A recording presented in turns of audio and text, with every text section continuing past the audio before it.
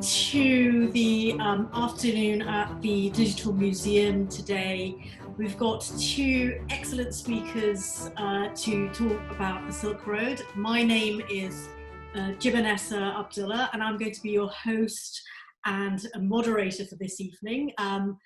And just to introduce, firstly, we've got Professor Tim Williams, and he's from the Institute of Archaeology at University College London. He's going to talk about the archaeology of various parts of the Silk Road, and he'll tell you more about that. And we've got Professor Iftikhar Malik from the University of Bath Spa, and he's going to talk from the perspective of a Muslim historian investigating various regions along the Silk Road, and he's got he's recently brought out a book called Silk Road and Beyond. So if I can get Tim, if you would like to start first. My name's Tim Williams. As you said, I'm at the Institute of Archaeology in University College London. And my background's really an urban archaeologist. I started off being in classical urban archaeology, but did a lot of work in Beirut after the civil war there on the rescue archaeology project. And that really got me fascinated in the transition between the classical world and the early Islamic world within that urban context. And that kind of drew me further down the Silk Roads. And then I've been working for the last nearly 20 years at Merv in modern day Turkmenistan, which is a big Silk Road city. And that in itself then drew me into this broader context of the Silk Roads and Silk Roads archaeology. And as part of that, I then joined as an expert the UNESCO project on the World Heritage nomination of the Silk Road. So I wrote the International Council of Monuments of Sites thematic study of the Silk Roads, and I've been involved in a lot of particularly Central Asian efforts to nominate sites and landscapes to the World Heritage Convention. And I want to think about the way that the Silk Roads goes beyond some of the popularly conceived narratives of the Silk Road, which have largely grown up in an Orientalist tradition of looking at the Silk Road from a Western perspective. And I kind of want to try and resituate this a little bit in the archaeology of Central Asia. So, as you all know, the Silk Roads is a term that was invented in the 19th century, the Siebenstrasse, by Baron Ferdinand von Richthofen, a 19th century German geographer. And what he was trying to do was capture this complexity of interactions between China and this particular export of silk as being an iconic high-value goods, and its impact on the Western world, particularly the Roman Empire, in terms of his discussions. And you can kind of see that narrative carrying on. This is a statement from UNESCO in 2008 when they were developing their Silk Road project, and they talk about the Silk Roads as being routes of integration, of exchange, of dialogue between East and West, etc., common prosperity and development of humankind. And I find a lot of problems with this. I find one big problem is that everything's about the East and the West. It's about what's happening particularly in China in this narrative, and the sort of classical Roman Byzantine worlds in the East, in the West. And a lot of this is influenced by the Orientalist traditions of the 19th and early 20th century, this romanticized view of both the East in its general context, something the other, the different, something that evokes excitement and mystery. In some senses, it's why the term Silk Roads has become so massively popular in a 20th, 21st century context, because of this evocation of something mystical, oriental, strange, otherworldly. And I want to kind of unpack that a little bit.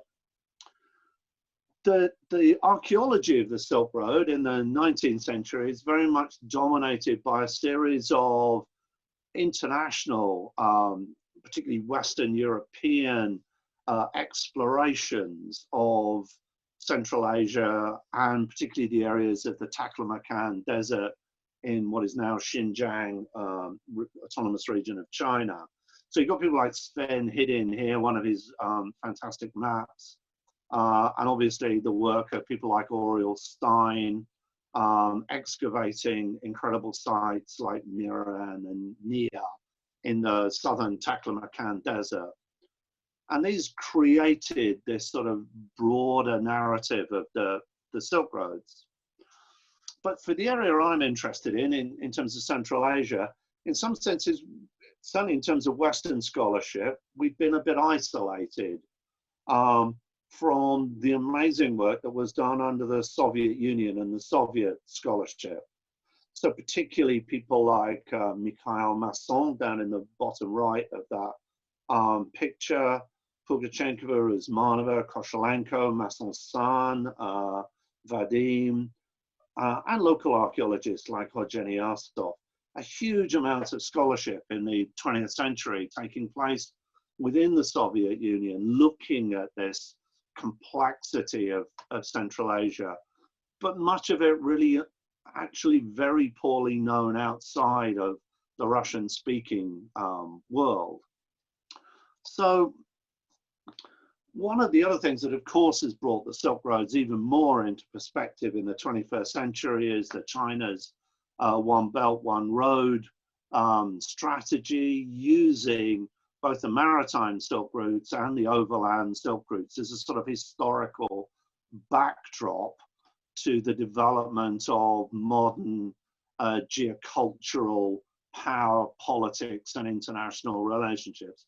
And if anybody hasn't read it, I strongly recommend Tim Winter's recent book on geocultural power, which really looks at this whole issue about the use of the Silk Roads and the Silk Road narratives within 21st century political discourse.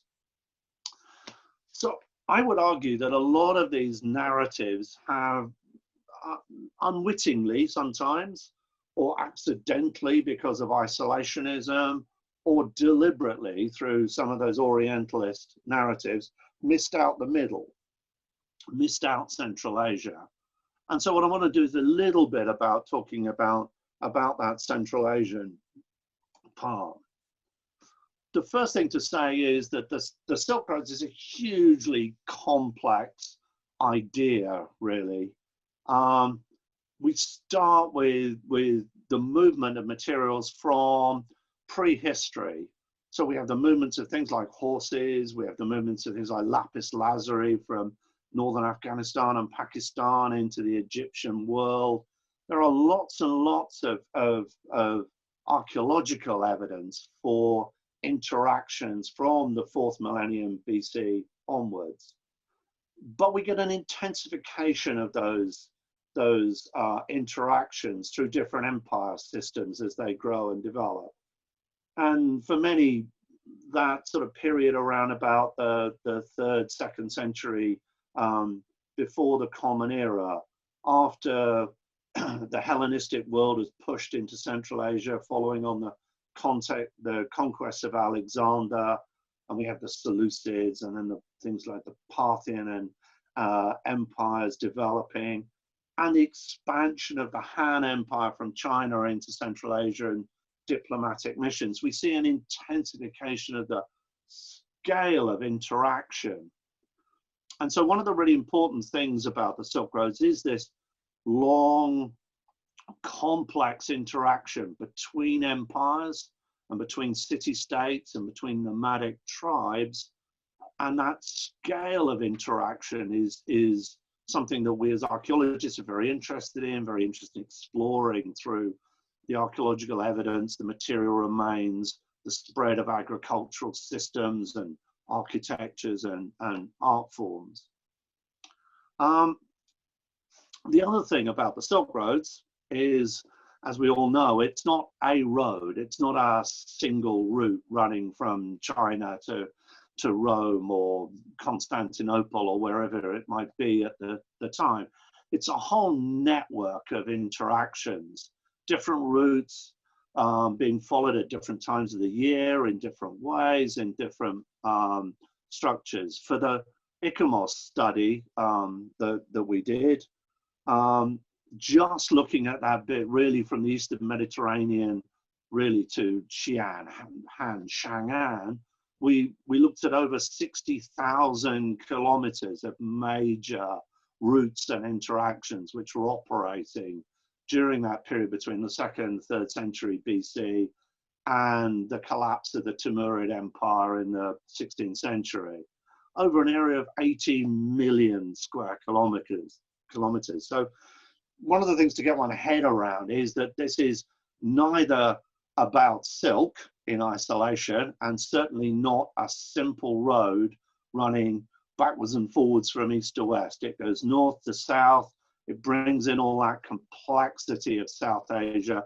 And this map doesn't even show that complexity extending through routes like the tea and horse routes from Sichuan and Yunnan down into Myanmar and Southeast Asia.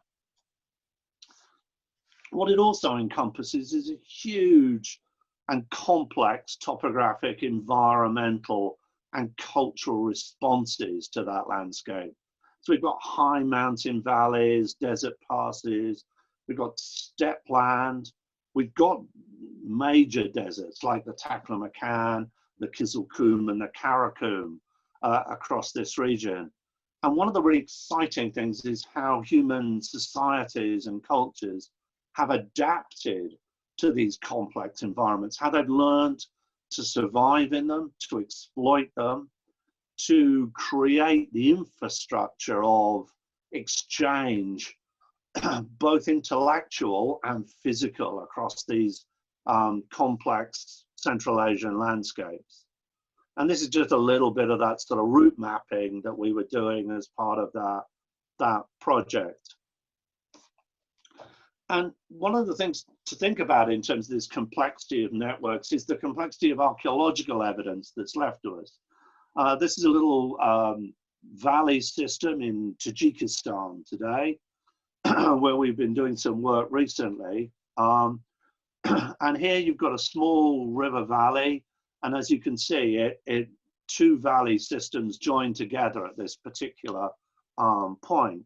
And if we look at it from above, what we're seeing, we were standing just off to the top of that in the previous photograph, is there's a settlement in the bottom of the valley here, but also a substantial fort and watchtower, all of these dating to the Sogdian period, so in the period up to around about the 7th century. So the fort and watchtower controlling this landscape, monitoring the movement of people through these valley systems. The settlement also probably part of a military, but also a commercial relationship. So really trying to think through the complexity of the impacts of this. Again, some of the history of the Silk Road has been very largely written through the histories of the famous cities. The Bukharas, the Samarkands, the Mervs, the Chang'ans. And that's great. They are a vital part of unpacking that story.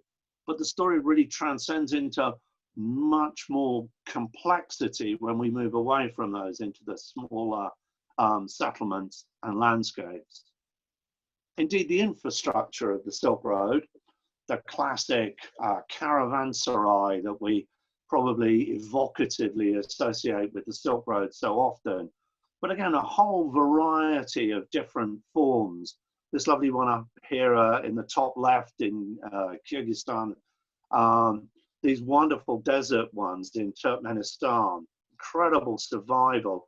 Bottom right, we have this beautiful double courtyarded caravanserai built around about the 11th century in the Seljuk period as part of their efforts to really manage and control a lot of the trading systems within their empire. So huge complexity to the infrastructure. And one of the things I'm excited about this and what archaeology brings is that relationship between power and trade and the geopolitics of the past. So the extent to which, for example, the Abbasid Empire attempted to control and manage trade, but the Seljuks did it in an entirely different way. They escalated the scale of infrastructure of the Silk Roads. They provided the resourcing for a lot of this, the caravanserais and the movement of goods. But they didn't do it out of the kindness of their own hearts. This is about taxation. This is about the control of movements of people. It's about the economic structuring of trade within an empire system, which is fascinating to unpack. So that movement in an early Islamic culture, for example, between the attitude about trade and whether trade was a good profession and whether you were taxed for trading goods, into those modifications of how trade is seen within society. And again, really thinking about that sort of structuring of trade. Again, the Silk Roads, it gets its name from silk, a particularly high value, precious material, originally held in that monopoly in China, and transported along the Silk Road, gaining in value over time, highly prized, highly valued, but relatively light for transportation, and very durable. But we see lots of other high value goods developing in these networks. I mean, even things like the amazing Sasanian, so Iranian Empire, Persian Empire, glass, high quality material being produced in Iran, in Syria, into Central Asia. We get objects like this turning up in Korean and Japanese tombs, highly valued material, being moved, perhaps as diplomatic gifts rather than as major trading goods. But we get things like salt moving. We get really high quality plates, like this amazing Samanid plate with a Kufic inscription on, moving thousands of kilometers. So we have this high-end value thing, but we also have a lot of middle-range goods. One of the things archaeology is kind of good at, I hope, is moving beyond the art objects that we find prized in a high-end elite society and turning up in our high-quality burials and therefore and surviving into our wonderful museums. We also get lots of broken things. We get things that are being used on a more day-to-day basis. And so, for example, these sherds on the right-hand side are ceramics from Merv in modern-day Turkmenistan. But good quality, massive industrial production. There's an area of over 2 square kilometers in Merv, outside the city wall, which is devoted to industrial production in the Islamic period. Pottery, glass, metalwork. A lot of it's being produced for local consumption, but a lot of it is getting transported. It's traveling. So it's turning up. We're finding it in Central Asia, in modern day Uzbekistan and Kazakhstan. We're finding it up on the Iranian plateau. So it's not perhaps going from east to west, the distance that silk might ultimately have traveled, but it's still going hundreds, maybe thousands of kilometers. It's worth exchanging and trading. And one of the things we're really kind of groping with in archaeology, but beginning to make progress with, is environmental evidence. So the movements of agricultural products, of different types of material. One of my favorite ones is on the left-hand side here is dried melon, which actually isn't my favorite. It's disgusting. It's very, very, very sweet. But in a world before sugar, it was available in large quantities, I suppose, see its attraction. But still made today in Central Asia, particularly in Turkmenistan, who are very proud of their melons. As you can see, the previous president of Turkmenistan, Niyazov, holding a melon on National Melon Day. Dried melon becomes incredibly robust and sweet. So it can travel huge distances. It can be transported and traded over big distances. And there's a lovely account of someone in India running down to a market because they've heard that a caravan that's coming in, that's been to Merv, is bringing in dried melon. And they want to buy it all up to give it to the Sultan, who has a particularly sweet tooth. So for one thing for us is trying to use archaeological evidence to really move beyond some of those just elite objects into the complexity of this trade. And here thinking of this not just East and West, but everything that's being produced in the middle as well. This incredibly rich material in terms of say, the melon, but also something called damask steel. So on the right, we have a picture of a Syrian sword maker using this high tensile carbon steel to make these famous swords. And it's called damask steel because of Damascus in Syria and the sword production. But in fact, the steel is made in Central Asia. We excavated a blast furnace in the old city, dated to about the 8th century, producing this high quality carbon steel. So being produced in Central Asia as a raw material to be transported primarily to Damascus, but in fact to lots of other places for production. So getting away from thinking that even the things that are moving, like silk, have to be from one end to the other and have to go from east to west. They go north-south. We're dealing in that complexity of material. As I know we'll go on to talk about in the next presentation, but the real importance of the Silk Roads for the whole world, the global issues, but in that context of Central Asia, is that spread of knowledge and belief systems. Al-Biruni's work on astronomy, Omar Khayyam's work, mathematics, astronomy again, the great stories about the observatories being constructed, the knowledge that was being moved, belief systems, the spread of Buddhism being the most famous, but lots and lots of issues about that movement of ideas and ideologies along the Silk Roads. And again, that's something we need to be much more cognizant of unpacking. And the great cities, we're going to hear more about great cities like Bukhara and Samarkand, which are wonderful cities, and they're particularly evocative because of the survival of their particularly Timurid 14th and 15th century architecture. But there are so many cities across Central Asia which have so much knowledge wrapped up in them. These four, for example, are just cities primarily destroyed during the Mongol sack, although not exclusively, in Kazakhstan.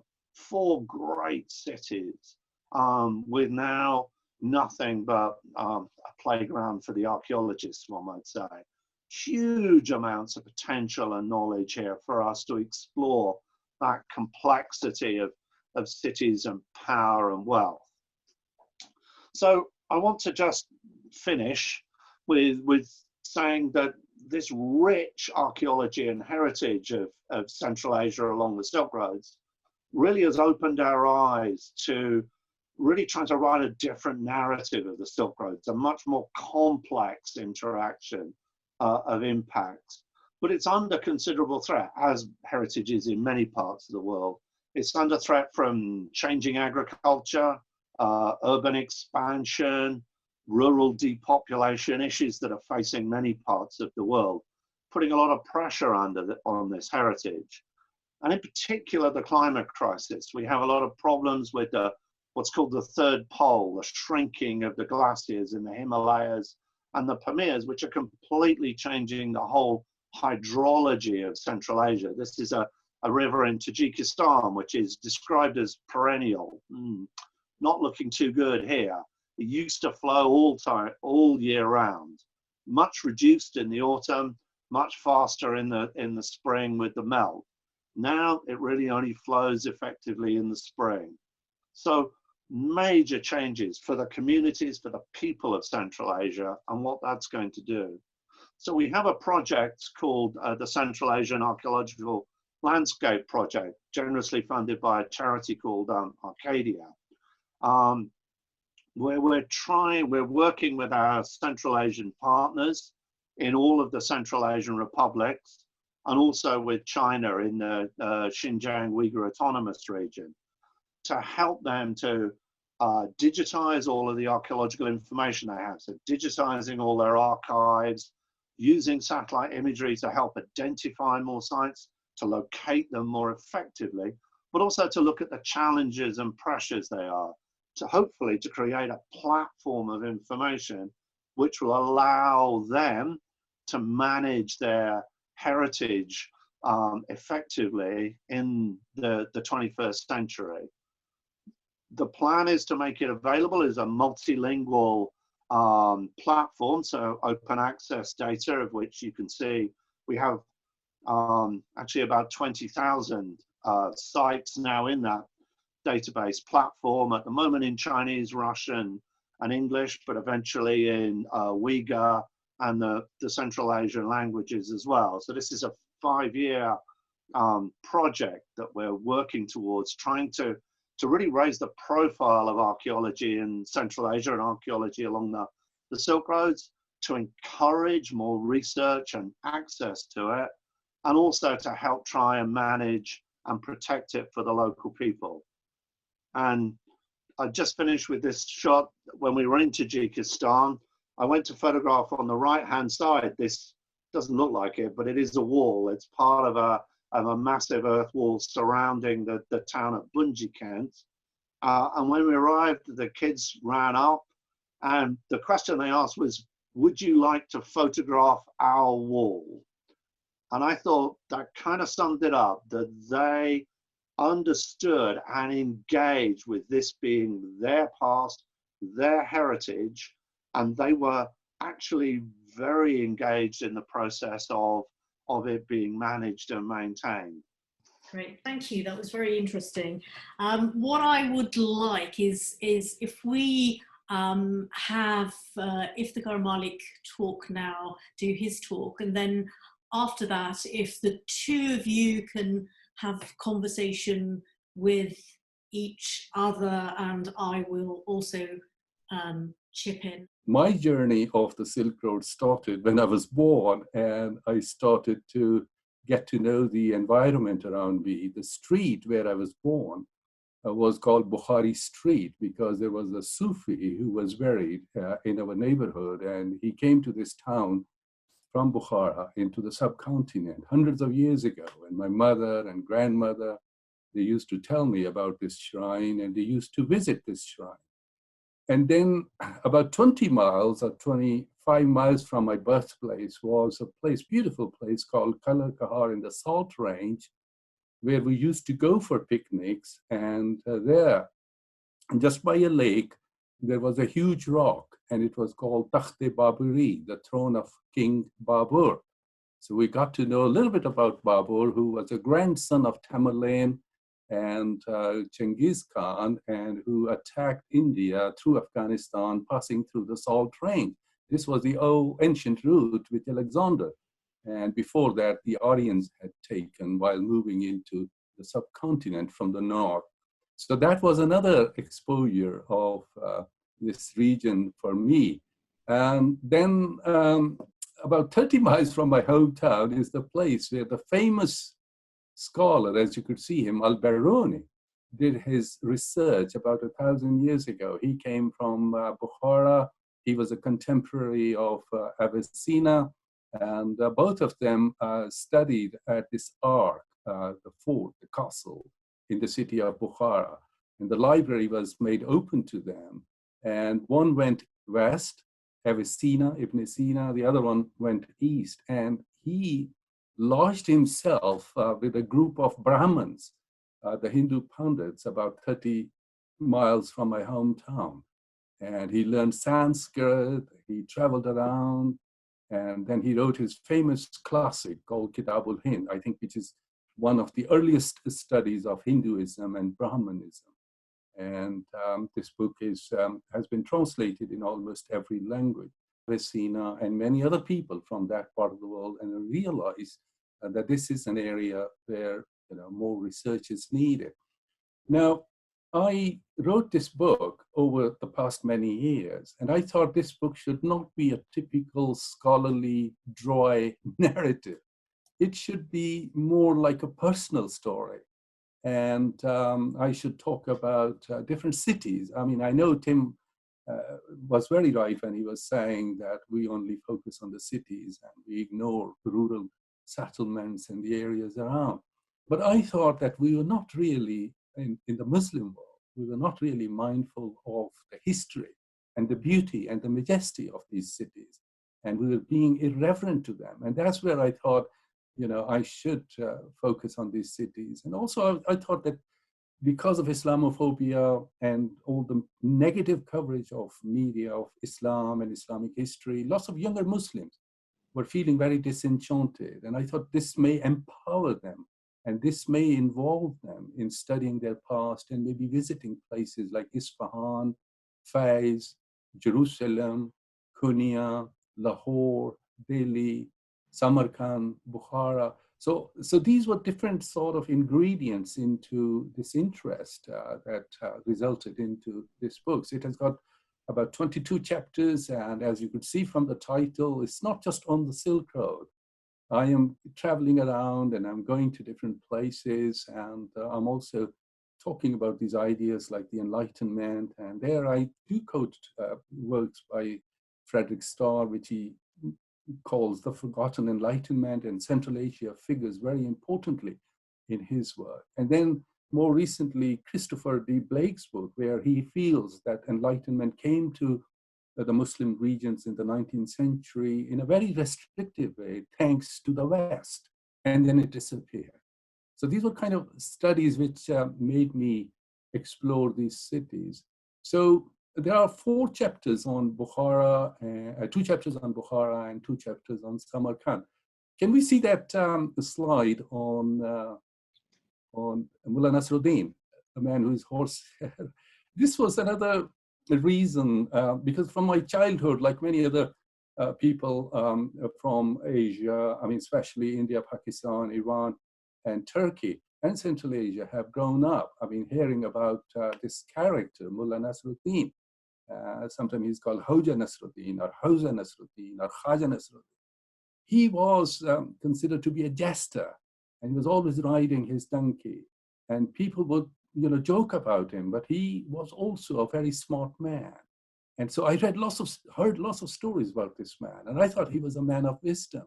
So when I visited Bukhara, I didn't realize that just 50 yards from the place where I was staying was this sculpture of Mullah Nasruddin. So he became he is the symbol of the Silk Road. He is the symbol of that traditional wisdom that moved from one place to the other. The next slide, please. This was the period when, Frederick Starr talks about that the Muslims had established their own traditions in philosophy, in science, in algebra and geometry. And this was the period. And many Muslims, when they talk about their golden period, I mean, people talk about the empires and caliphates and all that, but I think for me, this was basically in literary areas and intellectual areas and scientific areas. There were many Muslims made a major contribution, and they came from different parts of the world. Maybe many of them were from Central Asia. They wrote in Arabic or they wrote in Persian, because then Persian becomes the lingua franca, like Latin was in Europe.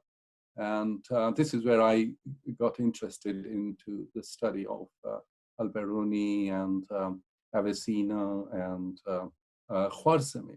So if we could see the next slide. Bukhara, I always thought was like Oxbridge, because I realized that there were actually scores of these seminaries. Partly they were mosques, partly they were residential quarters, exactly like colleges in Oxford and Cambridge, where the teachers and students would live and they would have interaction most of the time. And that is where, you know, the foundations of Renaissance, the early Renaissance in the Muslim world happened. And if we see the next slide, you will get an idea. This is the famous fort in Turkish or Uzbek, it is called the Ark, and that is in Bukhara. And this is where the library was located. And the local king or the emir made it open to Avicenna and to Al-Biruni. And they used to compete with each other in terms of their reading and understanding. And Avicenna says that he was initially confused until he read Farabi, you know, the great philosopher from present-day Kazakhstan. And so I thought this fort, this ark in Bukhara, symbolized not only the political and military power of the time, but also the intellectual and literary contributions that this region made into the rest of the world. Amongst many Muslims, you know, there are Sufi peers or Sufi mentors who are deeply respected all over the Muslim world. And I came to know that a vast majority of them, the senior Sufis, the mentors, actually came from Bukhara. So many Muslims would not call Bukhara just Bukhara, they would call it Bukhara Sharif. So after Mecca, Medina, and Jerusalem, Bukhara became a kind of sanctified place. Now, the camel that you see in just by the fort is the famous Bactrian camel, double hump camel, which is not very tall, but it has got two humps. So as Tim was showing us those slides, lovely slides of the deserts and the mountains and the valleys, this was the animal, other than the horse, who would carry the people and the goods from one end to the other. So I took this picture and I thought, other than showing this ark where Al-Biruni and Avicenna and many other philosophers and scholars of the time during the 10th century were studying, I should also show this animal which took people across the Silk Road, especially in Central Asia. The next slide is of Avicenna. I'm sure you have heard about him, read about him. His books were used as textbooks. They say that he wrote 450 books, but only 250 have been discovered. And but he remains one of the most eminent philosophers. So people keep competing Al-Biruni with Avicenna in terms of their intellectual stature. Some people think that Al-Biruni was a greater scholar and more eminent philosopher than Avicenna. So they both came from the same part of the world. There is a town in Uzbekistan which is called Al-Birun. And they were not especially from, I mean, particularly from Bukhara, but two different towns outside Bukhara. The next slide is of Al-Biruni that you might have seen. He was not very happy with Mahmud of Ghazna, who was invading India at the time. He wrote very sympathetically of Hinduism.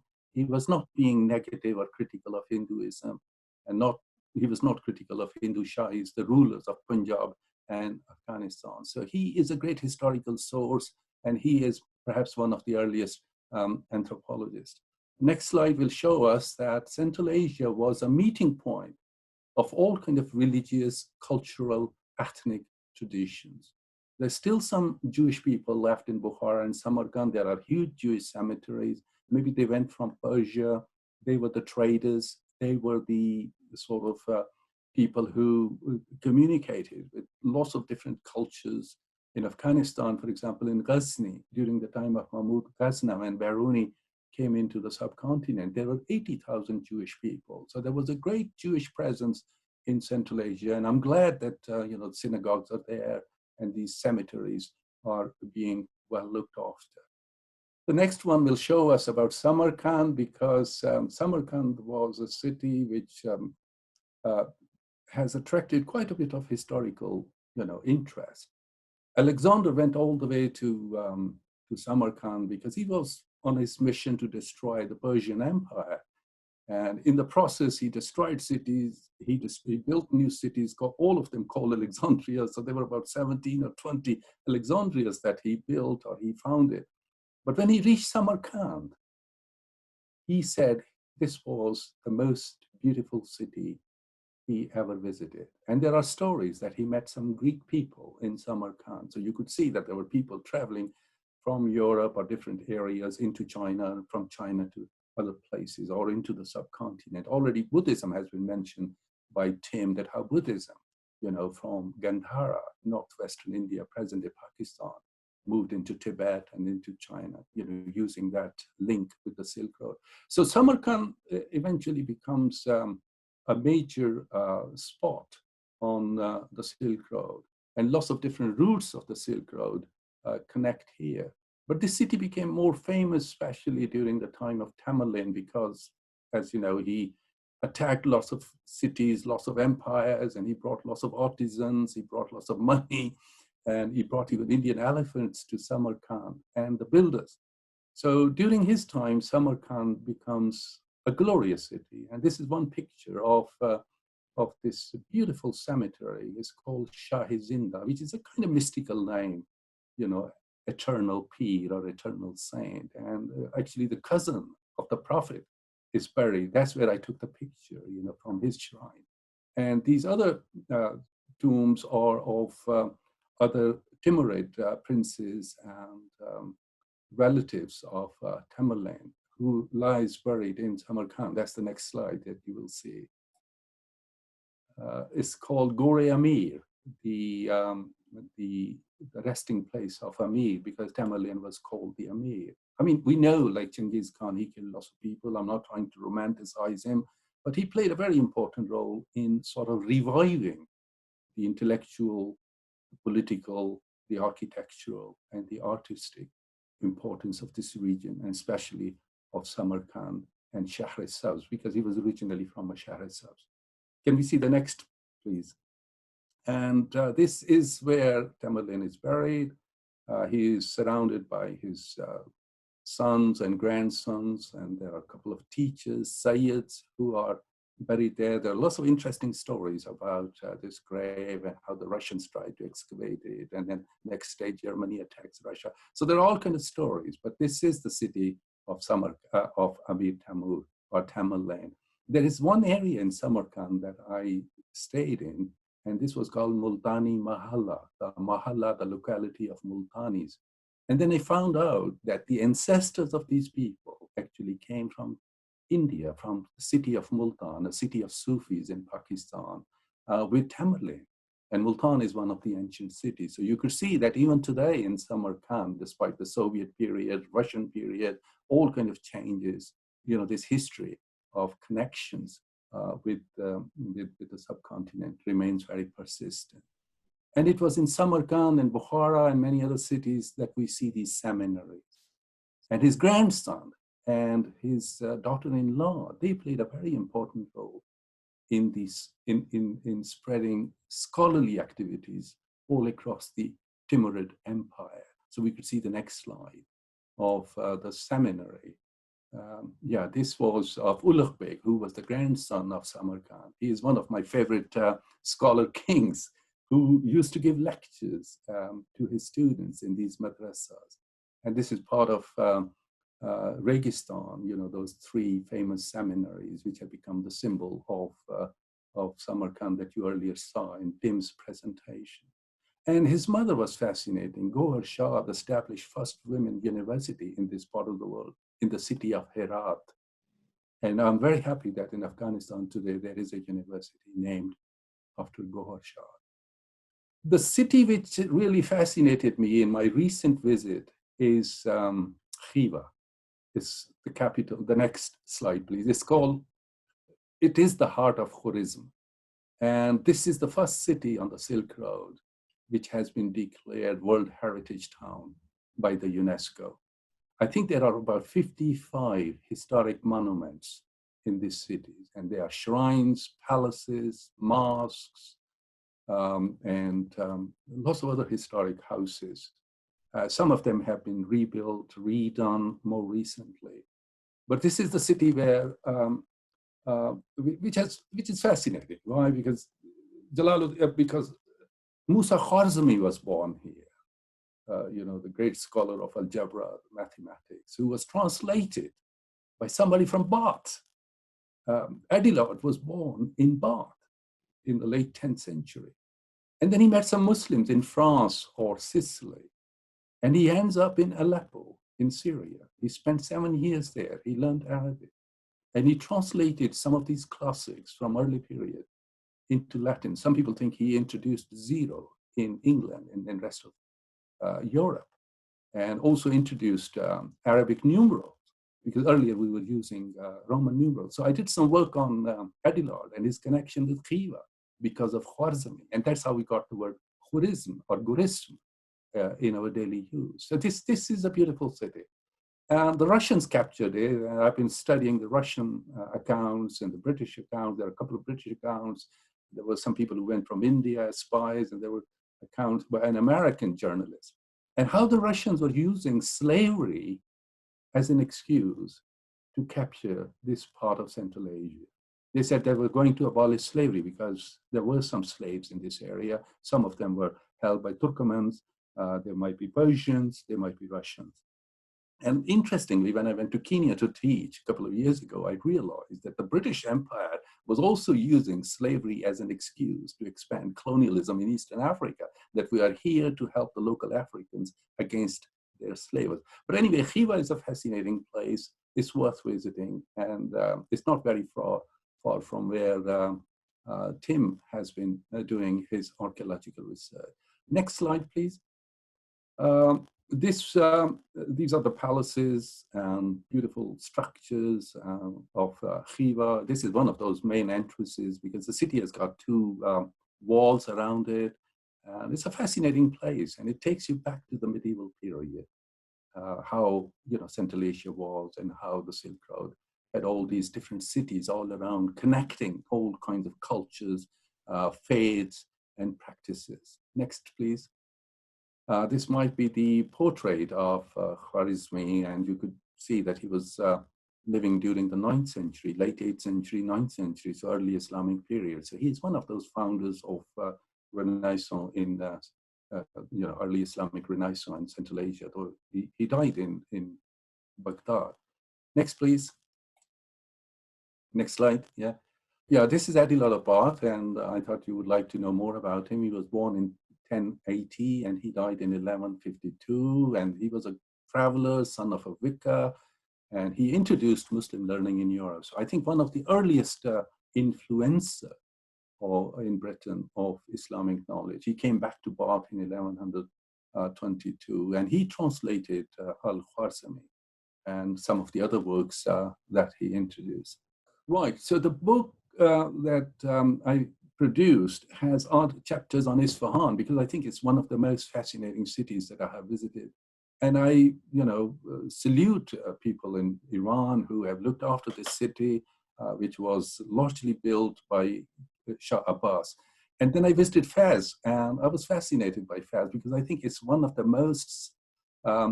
very few surviving medieval cities. And once you enter into the city, you are lost. You think that you're living during the medieval period. And Konya I already mentioned, and in Helsinki, I discovered a Tatar community who have connection with Central Asia, because remember at one time, all these people were collectively called Tatars. Though Tatars are only one ethnic community, but Central Asian Muslims were generally called Tatars. East India Company popularized the term in India for the Mughal. So the last Mughal emperor, Bahadur Shah Zafar, in exile, died in 1867 or something in Rangoon, after this mutiny, after this rebellion. And the telegram which was sent from Rangoon, Burma, was that the last Tatar king had died. So Tatar became a term connecting Central Asia, West Asia, and parts of Russia. And I came across this Tatar community who came into Finland more than 200 years ago as part of Russian army. And their descendants still live in Helsinki and outside Helsinki, and they've got fascinating history. And they still speak a kind of language privately, and when they practice their Sufi Islam, they still kind of use a language which is very similar to Persian, which was the lingua franca on these Muslim areas of the Silk Road. And there are several articles about other places. Some of them are very autobiographical. So my idea, as I was saying earlier, was to connect all these different strands.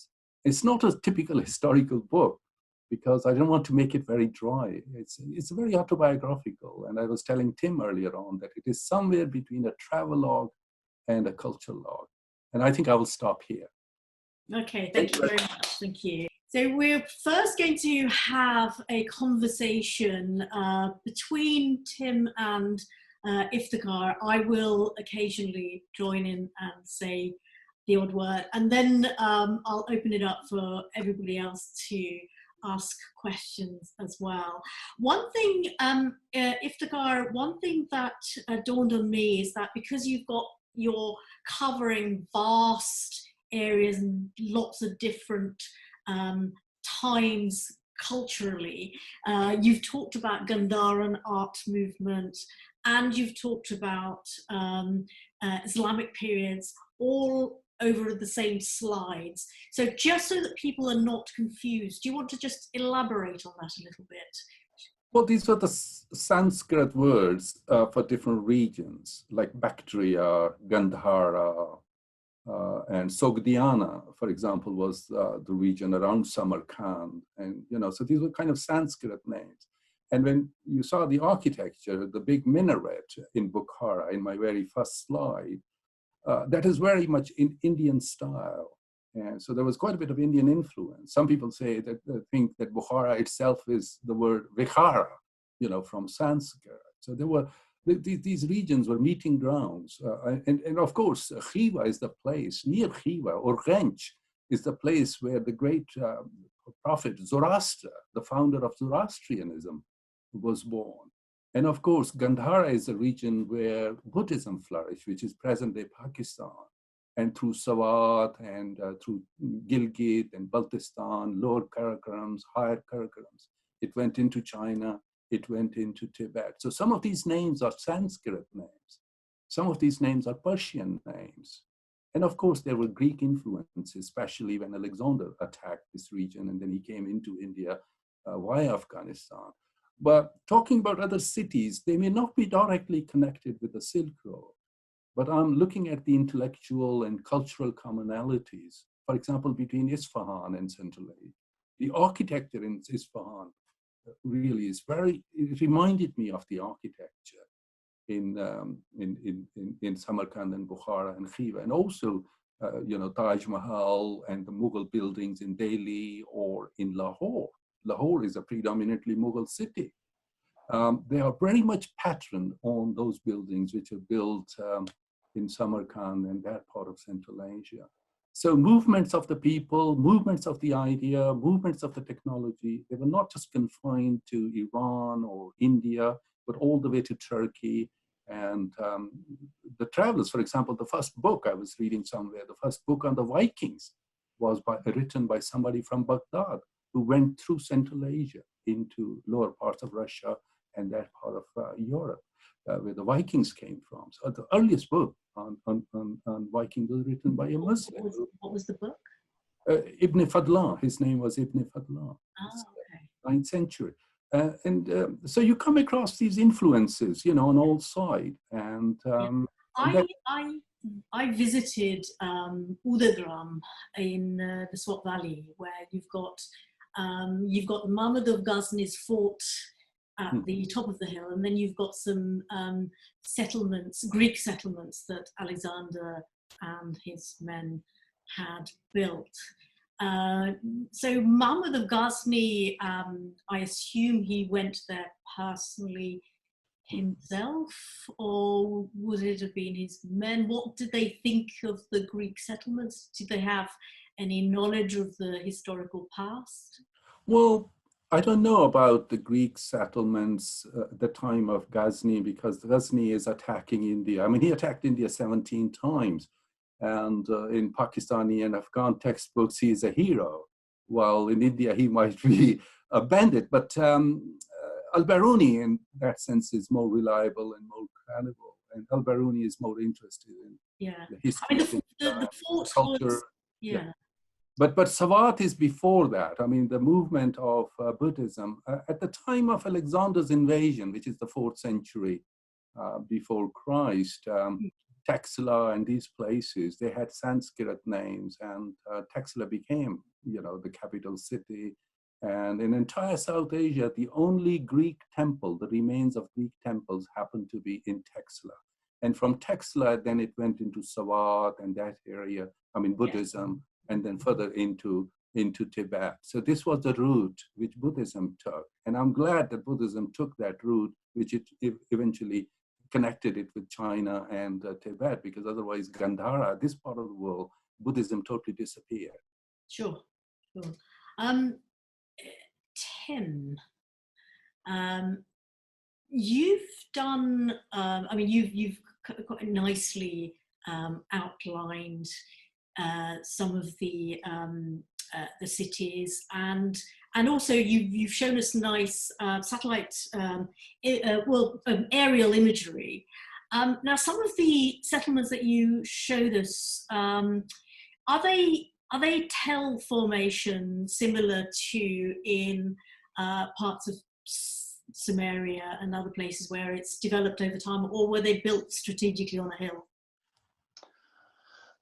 It varies. The watchtower I was showing you is strategically built on top of a hill, the Tajik one, but a lot of the cities and long-lived settlements of the region do develop a tell-like structure, partly because of predominantly earthen architecture, so unfired mud brick, paxa, rand soil. So gradually the cities develop over time. So as one building's demolished, a lot of the material gets reused, but a lot of material just gets flattened off in the new building. So if we take something like Merv, for example, the oldest part of that city, the Achaemenid city, now called Irkalla, an oval city, the stratigraphy there, because it's occupied, in fact, all the way up to the Mongol sack in 1221, although it becomes a sort of periphery to the city, the stratigraphy there is 17 meters deep. So there is 17 meters of archaeology from the surface in the 1221 stack to get back to the 6th century BC. So unsurprisingly, very few people have ever done that. Only one intrepid Soviet archaeologist sunk a 4 meter by 4 meter, 17 meter deep hole, which is one of the reasons that we've actually got the dating evidence for the Achaemenid Persian layout of that city. So yes, you get a substantial build-up, and you get a lot of tell structures, effectively, a bit like the Mesopotamian ones, but you also get this profound build-up of stratigraphy because of that earthen architecture in particular.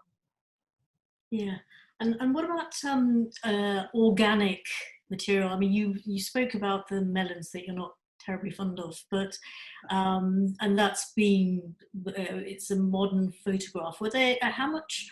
Can you tell us something about the organic remains that might have been? Yeah, archaeobotanical work is really crucial in Central Asia. I can see Alex as one of the participants, who's one of our students who's working on this very material. In some senses, one of the problems is in the Soviet era, environmental archaeology and retrieval wasn't a major priority. They were quite good at stratigraphy, good at material culture, but less good at some of that environmental evidence. And in some senses, outside of some of the spectacular desert finds, so you probably all know the things like the Tarim Basin, the mummies there, spectacular survival of both wood and textiles and things like that. But over most of Central Asia, relatively few really good capturing environments for paleoarchaeological material. So what we tend to get is we get charred seed remains, plant remains, charred wood, So things that we would expect in refuse, seeds, husks, we get a certain amount of phytoliths, so so like a structure of plants. So there is a lot of data there. It's just archaeologists, up until perhaps the last 15 to 20 years, haven't really put a lot of effort into recovering that data. Now we're seeing a, excuse the pun, seed change of archaeologists really interested in collecting this sort of data. So a lot more flotation, for those of you who know archaeological sampling things, taking soil, running it through a wet sieve, collecting these micro particles of charred remains of fragments of material. And so we're beginning to build up a much better picture about the movement of agricultural products, the movement of agricultural technologies, so the movement of plant species and the movement of systems of agriculture. So linked to that, it's been a lot of very good work, particularly done by people like Soren Stark and Robert Spengler, and a lot of the Italian teams working with their Central Asian partners in looking at things like hydrography, river systems, irrigation platforms. So we're beginning to build up a much more sophisticated idea of agricultural production in hinterlands, the sorts of material that's being produced. But I'd have to say we're really kind of at the infancy of this in a Central Asian context compared to the amount of work that's been done in say a Western European or even a Chinese context. So there's a huge amount of work to do. Very exciting period of archaeological research. Yeah, there's definitely been a cultural difference in the way the excavated material and what to look for has been treated. What about? I mean, you showed us the river basin that had dried out, and you talked about the different landscape. And obviously there'll be some areas that are very much more frozen, and you've got very, very hot areas. What about things like bioturbation and cryoturbation? Yeah, we have a certain amount. I mean, it's a very, as you mentioned, it's a very complex topographic and environmental region, Central Asia. Everything from high mountains and glaciers through high mountain valleys, river systems, a lot of which are quite volatile. So one thing we do notice, and our current work is showing, is a lot of changes in river systems. So a lot of shifting courses, as one might expect in relatively unstable landscapes, so particularly desert margins.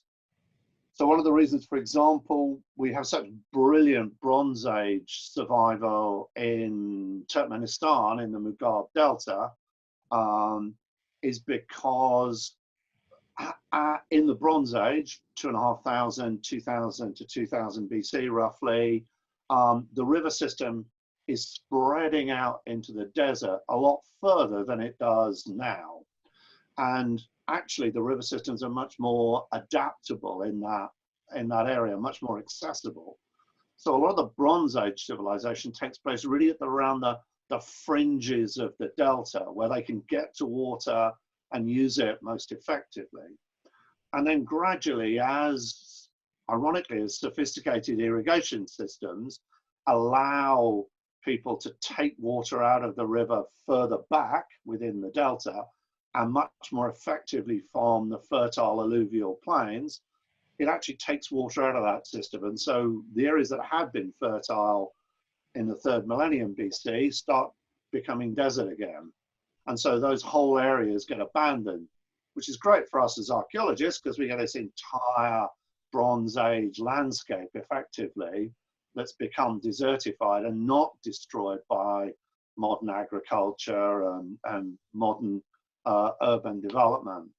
So the complexity of the landscape means that there's huge amounts of different impacts. Yeah, you've got frozen areas in the high mountains, but you've also got very, very dry, desertified areas like the Taklamakan desert.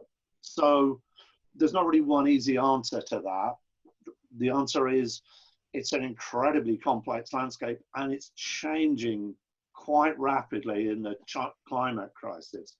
We're getting actually in places milder summers. We're getting more rainfall at different times of the year, more sustained rainfall. So for example, we were talking about this, started about the survival of buildings at Merv, for example, and earthen architecture.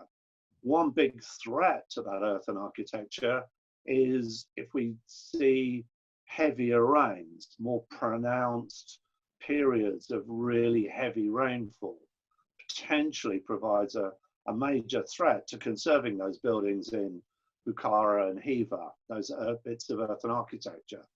And so if the climate is changing around them, if we're getting sharper frost, if we're getting more frost-thaw cycles in the winter, that can be very damaging. So for example, tile buildings can be quite badly affected by freezing and then thawing and then freezing and then thawing. So having gone through a cycle where they tended to freeze once over the winter and then thaw in the spring, as it were, we're now getting repetitive cycles of that taking place, much more damaging potentially for the monuments. So in terms of heritage management, across the region, I think the climate crisis is something we're only really just beginning to come to terms with what the consequences of that might be. Okay, thank you. Iftikhar, Malik, as a historian, you would have noticed the landscapes in which some of the settlements. Do you want to add anything? Yeah, I just want to say in reference to your earlier question on Buddhism, there are quite a few stupas all across this region, which was once called Gandhara, and now it's called Khyber Pakhtunkhwa.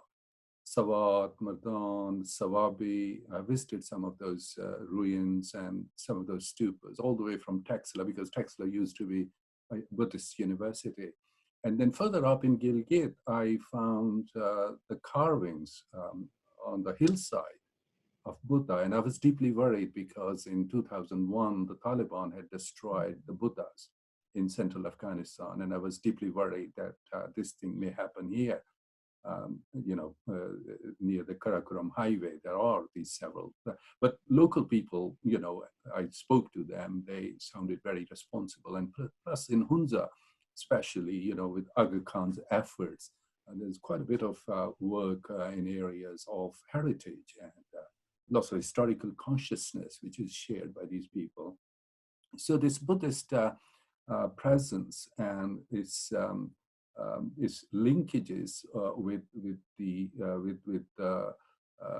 Tibet and China, and that is an area which I thought is still very much underexplored, and Buddhism is seen to be something non-South Asian, despite the fact that this religion evolved in the subcontinent in South Asia. This biggest minaret in Bukhara, which is called Minar-e-Kalan, the big minar or the minaret behind my first slides, the mosque behind the mosque, was actually very Buddhist. People have told me it's very Buddhist. Some people have told me it's very Zoroastrian in its architecture. And the architecture that you see created later on during the time of Tamerlane and then during the time of his descendant is very much influenced by Buddhist and Zoroastrian architecture. The second thing I just want to add, that the Sufi connection amazes me. I mean, other than Rumi, when I visited Jerusalem, I visited an Indian hospice, and I traced the story. The Sufi came from India, from Punjab, Baba Farid. He's one of the earliest Punjabi poets. In the 13th century or early 14th century, this Sufi undertook a visit all the way to Jerusalem. And maybe it is in the context of the Crusades. And he did his 40-day chilla, as we call it, or meditation. And that is where the hospice is located. And most of these Sufis had their roots in Central Asia. So that is how I saw Central Asia connected with places like Jerusalem that are Sufi. whose ancestors came from Central Asia, whose peers, whose mentors were Central Asian. But he himself was based in Delhi, and then he was sent to Punjab by one of his mentors. And from Punjab, he undertakes this visit, hundreds of miles away, to Jerusalem. How did he know what was going on in the Holy Land, the Crusades or the Holy Wars happening? And he does his meditation. And the building is still there. Now you see the picture of Mahatma Gandhi there. And it's looked after by an Indian-Palestinian family. So these connections one can find, all across this region. Ibn Battuta, I forgot to mention, who came from Morocco, which also created partly, this interest to know more about Fez and Rabat and Tangier, because Ibn Battuta visited Central Asia, visited Southern Russia, he visited Goa, Maldives, China, East Africa. We know a lot about Marco Polo, but we don't know about this Moroccan traveler, maybe outside Morocco or, the historical circles, that this man traveled more than Marco Polo. And he wrote about these regions and their mutual connections.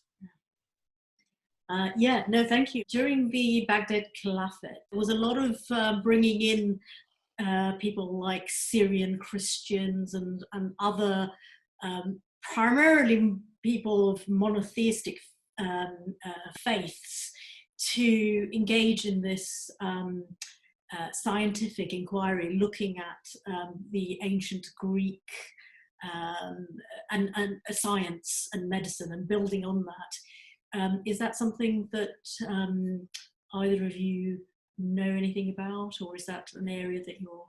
No, I think it's a very important area, and especially at the time when people talk of clash of civilization.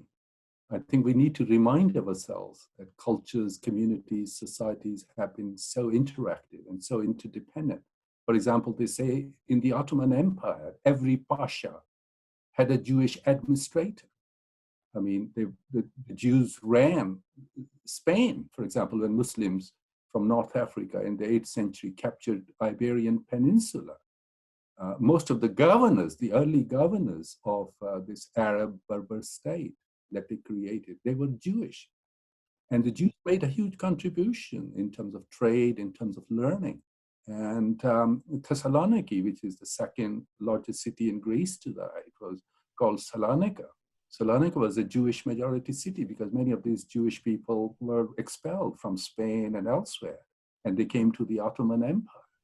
So there is this interdependent kind of relationship which is ignored when people talk about exclusive histories. So I'm deeply worried about exclusive history. Early translators of Greek knowledge, they were Christian scholars in Batul Hikmah, which was created by Mahmud Rashid, the Abbasid Caliph. So Jewish philosophers and Christian philosophers and scientists and intellectuals played a very important role in this early period in the flowering of Islamic learning. Maimonides, the great Jewish scholar, he was from Cordova, the city of Ibn Rushd, the great, rational philosopher. They both came from Cordova. And Maimonides mostly wrote in Arabic, despite the fact he could have written in Hebrew. And I have read some letters which are sent by Jewish rabbis from Yemen and Morocco, complaining that Maimonides was not writing in Hebrew and he was writing in Arabic. And then we see Maimonides working with Saladin as his personal physician, and he died in Syria. So there was lots of this travel across the regions and across lots of borrowing and lending across these religious faith traditions. But sadly, in more recent time, because of nationalism and all kind of tensions, history has become more exclusive, and we have lost sight of these connections. And the Jewish connection, the Hindu connection, for example, in Baghdad. And that's why I mentioned Zero, how Zero came into Baghdad from India and then later on into Europe, thanks to the efforts of people like Adilon. Yes. Can I ask if, would Alex, is it Sluky? Is it Alex Sluky?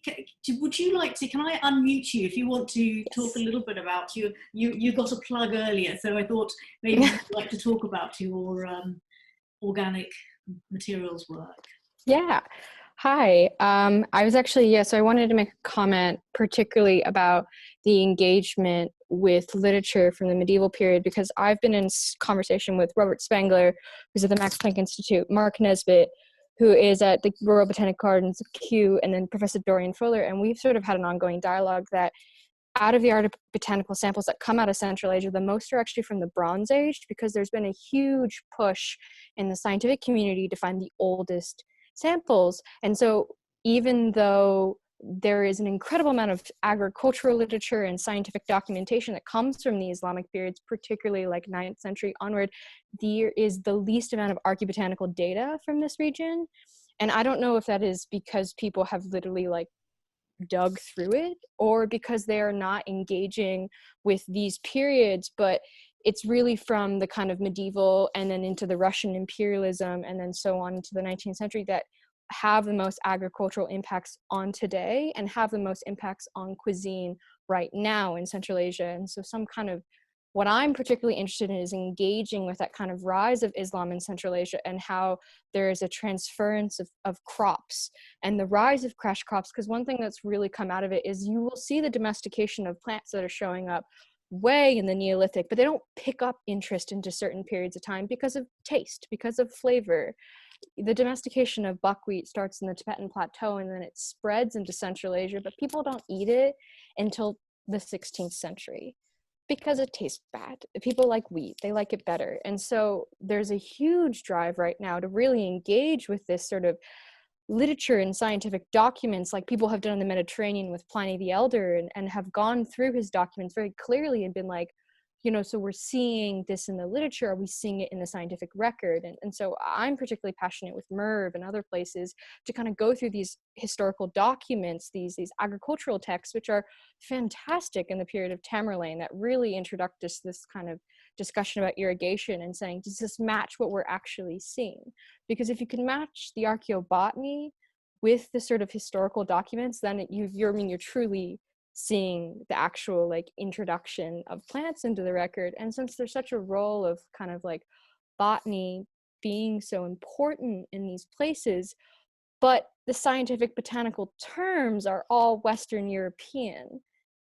And like, you know, Linnaeus, when he wrote things, he didn't even engage with the Arabic sources. And when he did, he'd be like, well, this is too difficult. And he'd like group plants together. And I've known just in my own small research that this totally overlooks the Arabic contributions to the botanical kind of literature, and there's a huge gap in knowledge. And so I think it would be really wise to engage with Persian and Arabic sources botanically from history and sort of matching it with modern day scientific studies so that you actually get that full picture. Would be really, really, that's something I'd love to do for a PhD.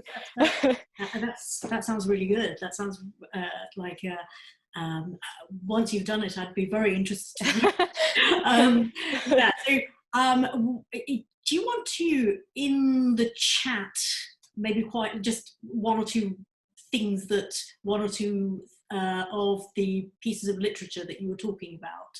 If there's any, I don't mean give a huge extensive bibliography, just one or two sources. If people are interested, then I can like medieval sources, or do you want like you modern mentioned Persian and Arabic sources? Oh. So I mean, for me, if you have, I can't read Persian or Arabic. Right, okay, so nothing translated that anybody. Yeah, so yeah. I tend to read the Persian sources in French, translated secondhand.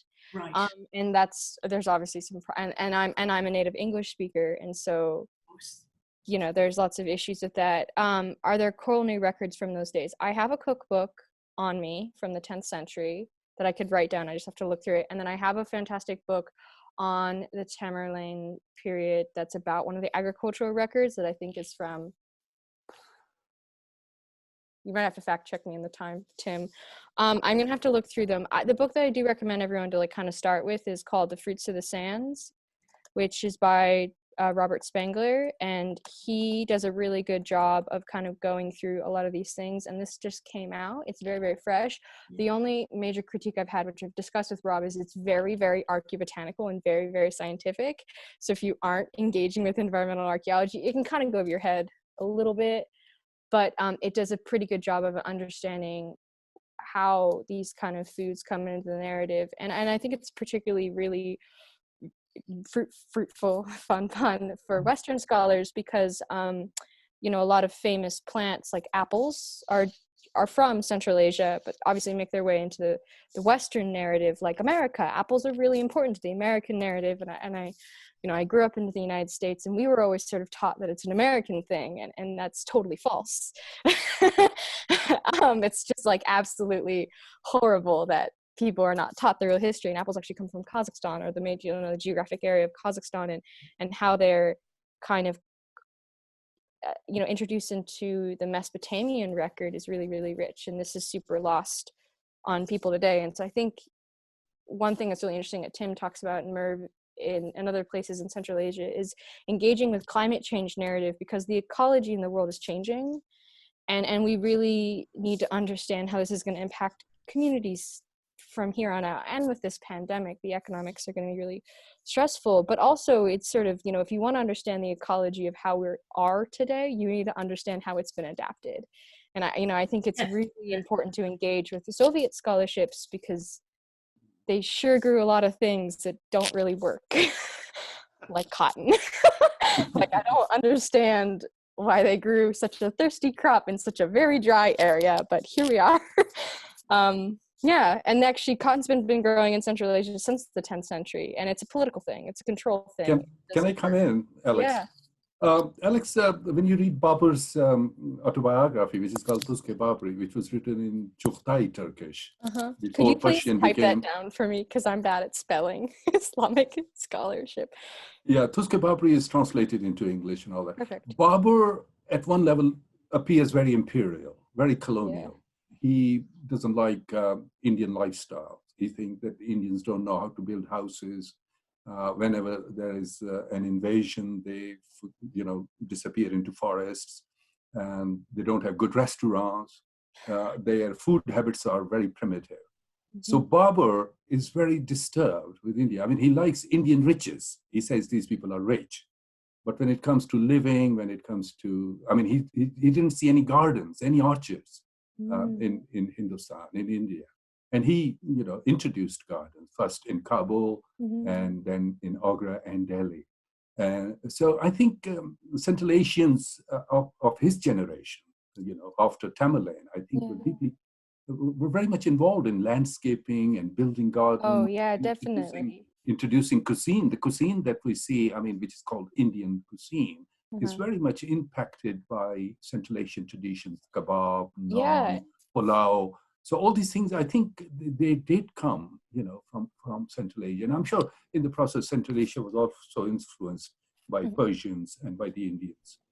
But I think one thing that you really highlighted is that in his writing, he critiques what people are eating, and you can actually extract that and be like, what foods are listed and what isn't there, and sort of get a presence and absence throughout time, which I think is really, really rich, because I've done a lot of research on the Afghan Delimitation Commission, which is in the Great Game era, when Britain and Russia are competing over what is, you know, southern Turkmenistan, northern Afghanistan, and these British explorers, I mean, they recorded plants with the Pashtun people, and this is like in archives sitting in London, and then like people don't even tap into this resource, and I'm like, they're listing plants that people have thought went out of favor, but they're there. And so it sort of really also kind of brings back to the Tim sort of narrative of smaller regions, is just because something's growing in Samarkand does not mean it's being produced in somewhere else, or just because something is not eaten in Samarkand or Bukhara doesn't mean it's not being grown in the countryside.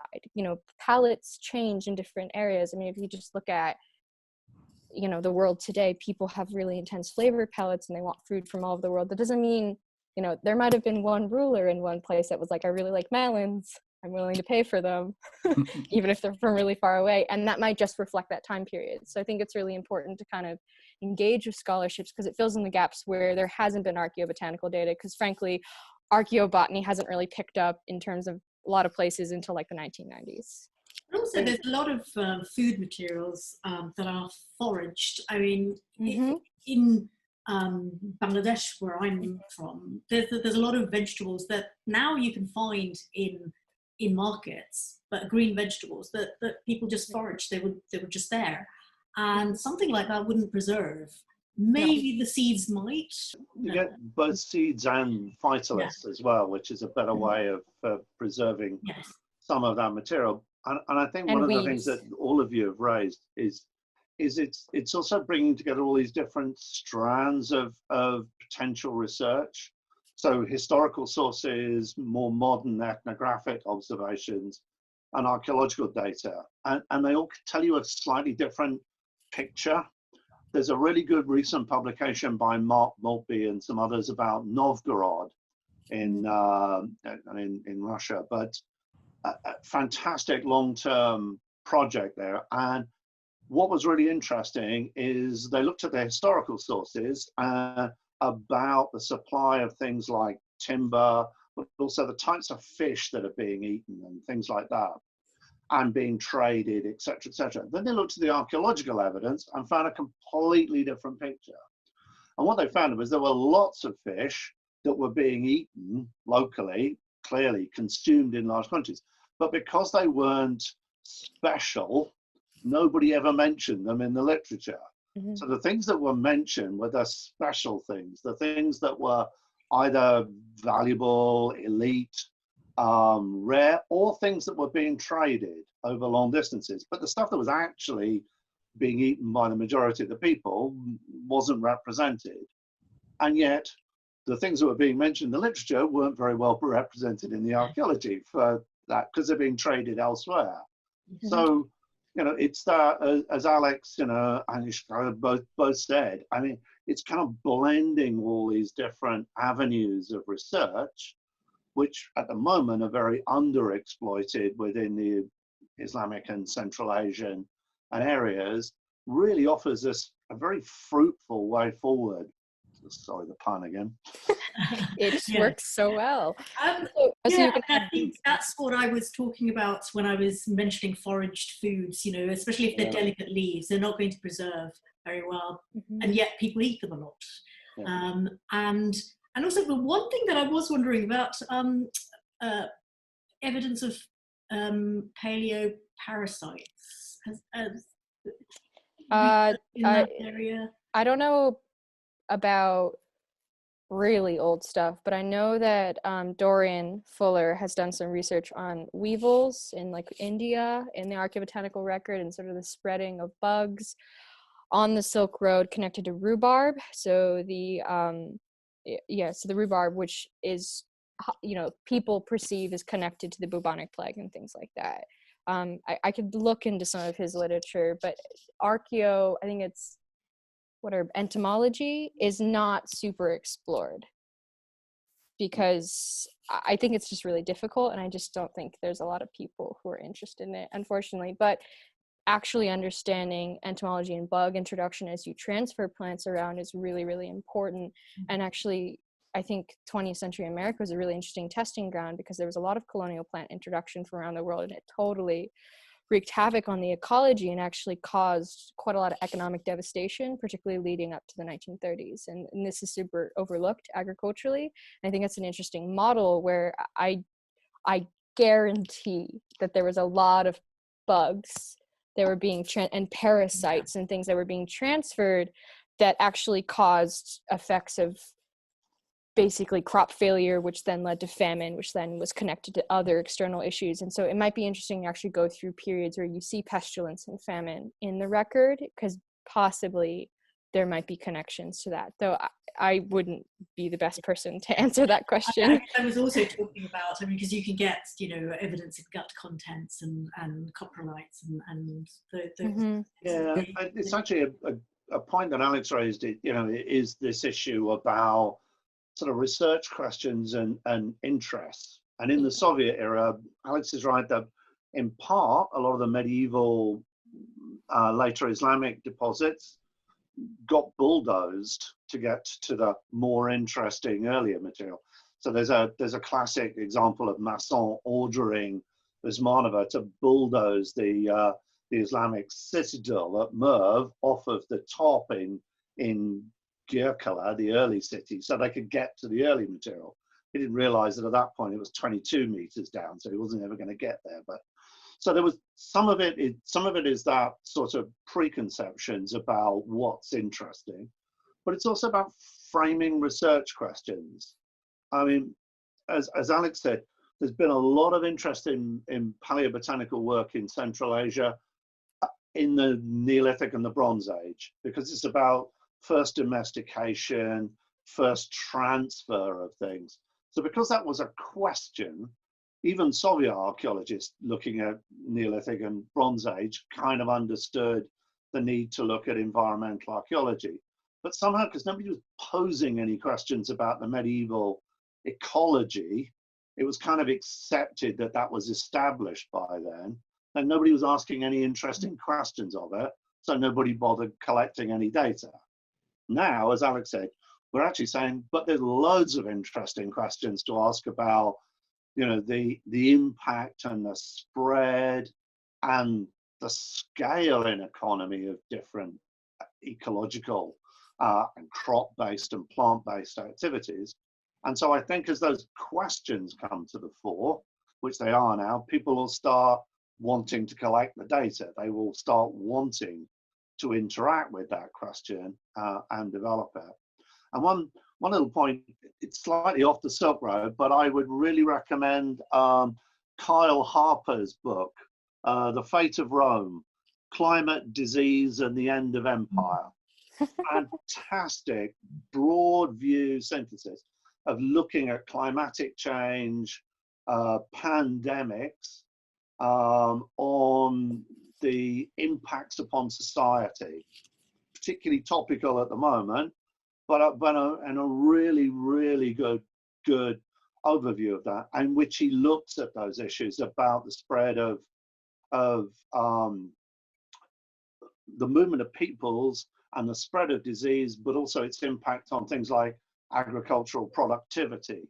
And so things leading into changes in supply mechanisms, looking at more local supplies as long distance grain supplies fall apart. When have we heard that one? You know, quite recently. Yeah, so it's like you could look at Ukraine in the 1930s and 1940s as like a comparative model too, because that's, yeah, I mean, exactly arguing what you're saying. Yeah.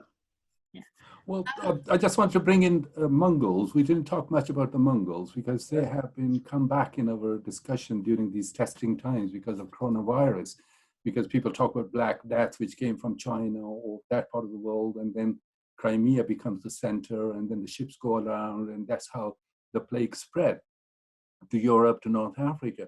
But something, I mean, generally in the Muslim history, Mongols and the Crusades, Mongols from the East and Crusades from the West are considered to be the two main reasons, two main factors for the decline, political decline, intellectual decline, and more sort of emphasis on consensus and conformity rather than criticism. So these are, but Mongols, I mean, the fascinating thing about Mongols is that they got assimilated. When they went to Tibet and those parts of China, they came under the Buddhist influence. So they became Buddhist.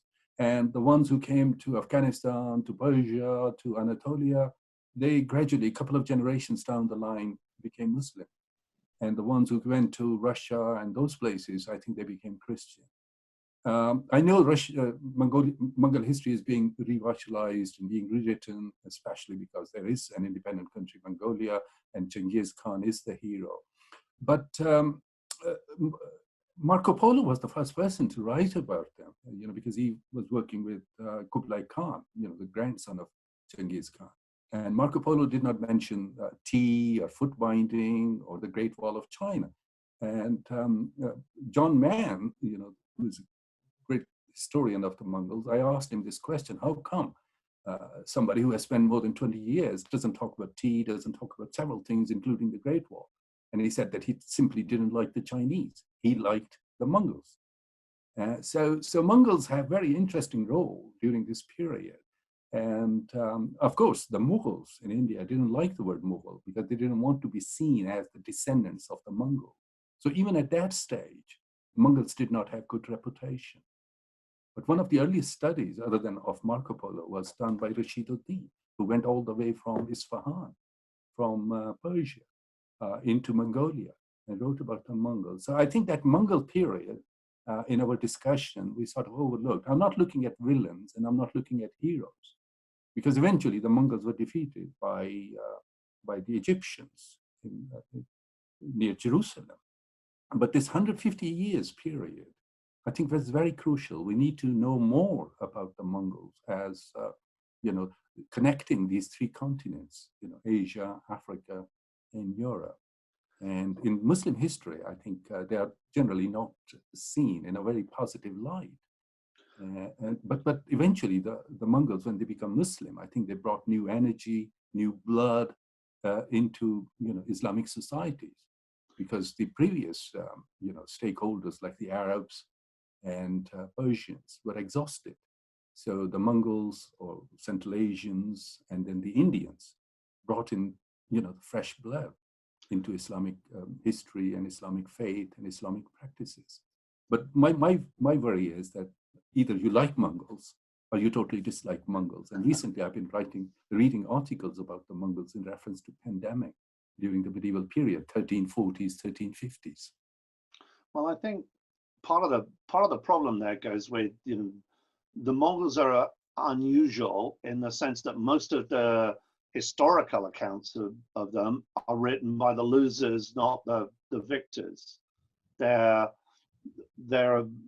reacting to the Mongol conquests and the Mongol pressures, but from the perspective of being defeated by them, by being conquered by them, by being displaced by them, and things, which is quite unusual, because in history, usually history gets written by the victors. And the narrative comes out of a victorious side. So in one sense, we have a very biased historical account of the Mongols. And I think one of the things we really need to do is unpack that complexity of interactions. Mongols are not all good or all bad. They have different characteristics. They do different things in different places. They assimilate in different ways. They assimilate more quickly in some places than others. And ultimately, yes, they inject a certain amount of vigor into Central Asian life, but they also shut off certain aspects and certain angles of it. So I don't think Katie Campbell's still online, but Katie Campbell's a PhD student studying the Mongols in Central Asia and the impact of the Mongols archaeologically at Oxford University under Paul Wordsworth. And what Katie's finding is a much more complex story of what happens to cities, for example, after the Mongol conquest. Than a very simplistic, cities get destroyed, the Mongols are only interested in the steppe and in opening up, destroying agricultural areas and opening up pastoralism, which is clearly inaccurate. There's a lot of fantastic craftsmanship developed in the early Mongol period. There's a great deal of continuity from previous Islamic arts and crafts movements, ceramic production, glass production. So again, it's one of those things where I think we have to be very careful of taking that either very contemporary Islamic account, but from a defeated perspective, or a somewhat later account from people like Marco Polo, who are looking at the Mongols a few hundred years after the conquest and projecting back some of those issues. So again, I think it's a great area where history and archaeology can complement each other in terms of developing a rather more sophisticated narrative of these events. But you're right, it's a crucial one to be developed, because most of that Timurid flowering, I mean, the reason that Bukhara and Samarkand are perceived as these fantastic Silk Road cities today is largely due to the Timurid architecture. There's a few things like the Samanid Mausoleum in Bukhara and things from the earlier periods, but much of it is that Timurid material that really puts them on the map. And so how that grows and develops out of that post-Mongol conquest Central Asia is a really interesting debate. Yeah, Samani architecture is fascinating because it is very much Buddhist and Zoroastrian. Yeah. And I mean, it's fascinating the way, I mean, also that Minaret Kala, I mean, these are some of the very few buildings which are from pre-Mughal period, and they have very powerful and visible influences from Zoroastrian traditions and Indian architectural traditions. Mm. But we didn't talk about women, and I was thinking that early Mughal women who had connection from Baba's home country, Farghana, they were very dynamic. I mean, I know BBC did a program, Uzbek service did a program on 3 women who were related to Emperor Babur. Babur's sister, Gulbadan, was a very eminent literary person. She went on Hajj to Mecca. And then she wrote this book, Humayun Nameh, which is about Humayun, the son of Babur, her brother. And I mean, she doesn't talk about Hajj, the pilgrimage that she took, because it must have been very difficult, way of traveling all the way to, Mecca for a woman during those times. But she writes about, Mughal family from Farghana all the way to India. And then we have women, very dynamic women in Akbar's family, Akbar's mom and Akbar's, aunties. And then we got Nur Jahan, who actually was Persian. She ruled India during the time of Jahangir. And then even during the time of Aurangzeb, who is considered to be very orthodox, you have very dynamic women who are writers, who are Sufis, who are poets, and who are travelers. And they're making lots of vital decisions. So I think this gender factor is also linked with this kind of history that, needs to be explored. Yeah, no, I agree. And the point that you mentioned earlier about the House of Wisdom in Baghdad, I mean, one of the things we know about it, we don't know a lot of the individual women by name, but we know that the House of Wisdom not only incorporated a lot of Christian, Jewish, non-Islamic groupings, but it was also open to men and women. And women were prominent scholars within that circle of development. So again, it's something, it's hard to reach through a lot of the source material, but we have got indicators that we need to be much more subtle in the way that we think this. And I think it goes for a lot of things. One thing I'm concerned about across a whole range of archaeology is the way that people project back a 17th, 18th, 19th century version of the Islamic city, for example, onto the medieval city and just assume that it's the same. And in fact, we can archaeologically demonstrate that it's actually quite different, and it's evolving and changing as one would expect over those hundreds of years. So we need to be quite careful about the assumptions that we apply to these things. So yeah, it's a really good point. Our knowledge of history, I mean, despite the fact it's more recent, is very episodic. But remember, until 30 years ago, medieval period was called the Dark Ages, because we thought that nothing was happening during the medieval period. So we sort of romanticized the classical period, and then we focused on more modern period. And that is how we looked at the history of, for example, Asia, Africa, and a subcontinent. I mean, one thing which colonial history did in a very unjust way to South Asian history was that it divided history according to religious titles. Hindu period, ancient period was Hindu period, and Muslim period was the medieval period, and then modern period was modern British period. And Britain was trying to re-establish the classical India as it existed before the Muslims, and Muslims are always seen as foreigners, as invaders. So that is where I think this exclusive kind of history has been very, very damaging, and we have to have more holistic kind of narratives and accounts, whether it's Greek history or Turkish history or Uzbek history or Tajik history or the Chinese history or the Russian history. or Iranian history, I think we need to look at all kind of mainsprings of cultural and historical knowledge, which have been missing. And I do blame nationalist histories, which have created all these walls in subcontinent. As you said, we see the partition, between India and Pakistan and Bangladesh and Sri Lanka, and all those shared areas are kind of ignored, or they become very marginal. So I think there are areas where we need more and more work and more efforts.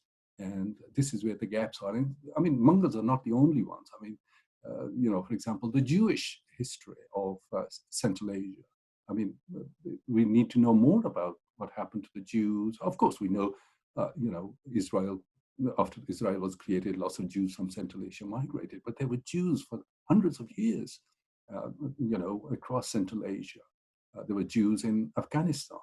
And same way, about Christian communities, because before Christianity and Judaism came to Europe, they actually went west. I mean, this is fascinating. Islam, Judaism, Christianity, Hinduism, Buddhism, they all go east before they go west. And that is where I think Silk Road played a very important role. When you're looking at any building, you're not just building in any, you're often looking at the loss of material and the reasons for the loss. And some of them are environmental and other degradation, but then there are deliberate uses, and some of them are just local people reusing the material.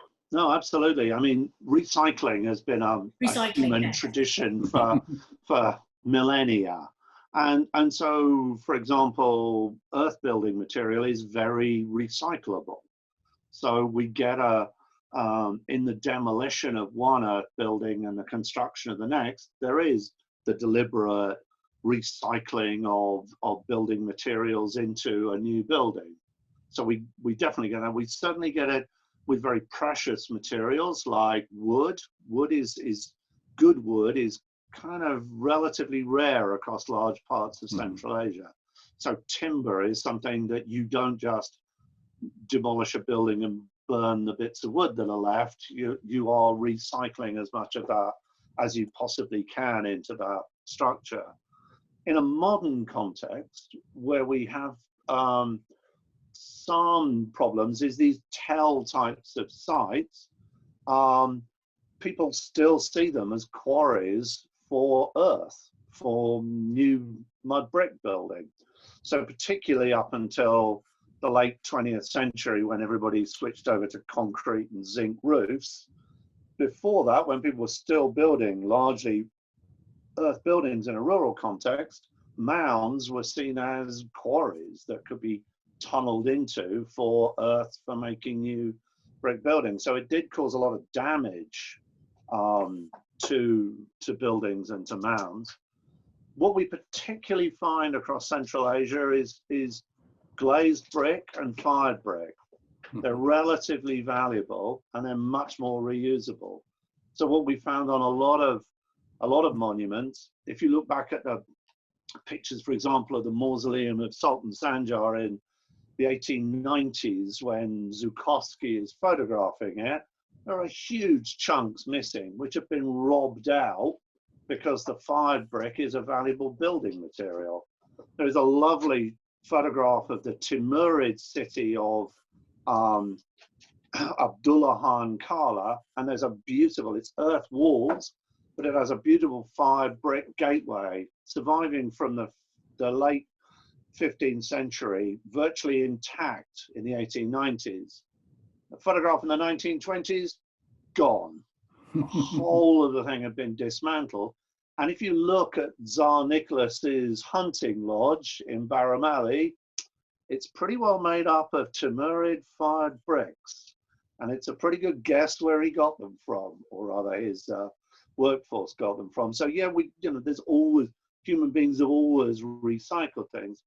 In part, it goes back to the last answer as well about the extent to which people value these things as part of their heritage, and how far they perceive this as something that needs to be preserved, or is simply something which is a mound in a field which you want to get rid of because you can plow the field more easily if it's not there. So Yeah. one of our things is how do we engage people in this complexity of their past so that they care about these things? I think you're right, Tim, because the ancient Indus Valley bricks were found in Harappa. You know, Harappa is also called Harappan civilization up in Punjab, not very far from Multan. And they were found by accident because the colonial government was establishing railway tracks between Lahore and Karachi. And they started using some of those bricks. And until some other colonial officials who were history-minded, they alerted them to the historicity of these bricks. And that's how they discovered Harappa. You know, I just want to say that Lord Curzon visited Merv, the city that you have been researching. How did he get it? Because he established the Department of Archaeology in India, which eventually, with the help, with a study by the archaeologists from Cambridge and Oxford, discovered ancient Indus Valley civilization cities. So how did Lord Curzon get into it? And he went all the way to Merv. I know lots of colonial officials in the 19th century, early 20th century, including Gertrude Bell in early 20th century. They used to visit these historical sites. But how did Curzon, an imperial or imperialist, you know, how did he get interested in a destroyed, ruined city of Merv?